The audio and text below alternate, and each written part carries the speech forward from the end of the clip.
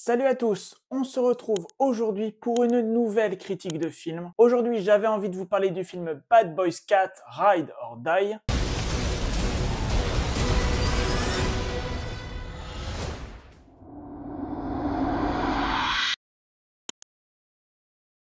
Réalisé par Adil El Arbi et Bilal Fallah, avec notamment au casting, bien évidemment, Martin Lawrence et Will Smith. C'est donc le quatrième film de la saga Bad Boys, initié au départ par Michael Bay avec 2 films. Puis on a eu le droit il y a quelques années à Bad Boys for Life, réalisé également par les mêmes réalisateurs de ce 4e opus. Comme d'habitude, cette critique est sans spoiler, donc ne vous inquiétez pas, vous ne vous ferez pas spoiler. En gros, ce 4e film fait suite directe à ce qui s'est passé dans le 3. Le capitaine Howard est mort, et donc forcément Burnett et Laurie sont affectés. On le savait du 3e film. Sauf que cette fois-ci, le capitaine Howard va être accusé de corruption, et donc le duo va se mettre en quête de laver l'honneur de leur capitaine défunt. Et en voulant blanchir leur capitaine, le duo va se confronter à des ennemis de tous les bords, que ce soit dans leur propre service, mais également dans les cartels. Au final, tout le monde veut leur peau. Alors qu'est-ce que je pourrais dire de ce film? Déjà, c'est un film qui est fun. C'est un film qui est vraiment fidèle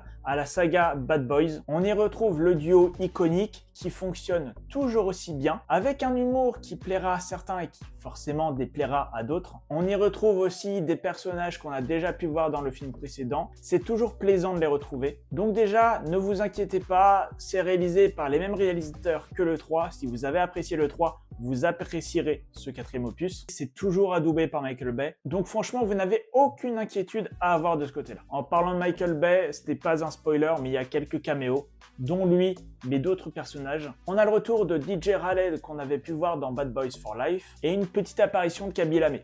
C'est pas très utile au scénario, voire pas du tout. C'est assez marrant, c'est un petit clin d'œil, ça dure pas longtemps, mais c'était marrant à voir. Comme je l'ai dit, le film il est fidèle au précédent, que ce soit en termes d'humour, même les plans un peu iconiques de ralenti sur la ville, etc. C'est vraiment un film qui est pas prise de tête, qui sera très sympa à avoir en plus dans cette période estivale. De voir du Miami ensoleillé, c'est très cool. Il y a quelques bonnes idées de mise en scène, notamment un plan que forcément vous aurez vu dans le making-of, ça a tourné sur les réseaux sociaux.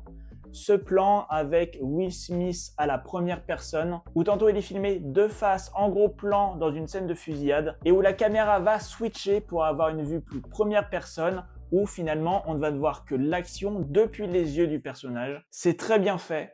Quand vous avez vu le making-of avant, vous savez forcément qu'il y a énormément de CGI dans ce plan, mais en termes pratiques, c'est quand même très bien fait et c'est à souligner. Il y a également des plans de drone qui sont vraiment pas mal et qui apportent une vraie dynamique à l'ensemble. Ça permet de changer des plans un peu plus traditionnels. À noter également la présence de certaines couleurs vives, le orange, le rose, le bleu, qui sont vraiment des caractéristiques de Miami. Je trouve que ça donne un vrai charme aux scènes où ces lumières, ces couleurs sont exacerbées. C'est un film qui est fun, c'est un film qui est pas du tout là pour vous prendre la tête.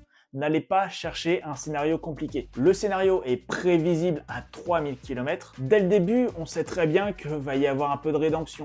On sait très bien qu'on va nous annoncer que telle personne est un méchant. On le voit venir de vraiment très loin.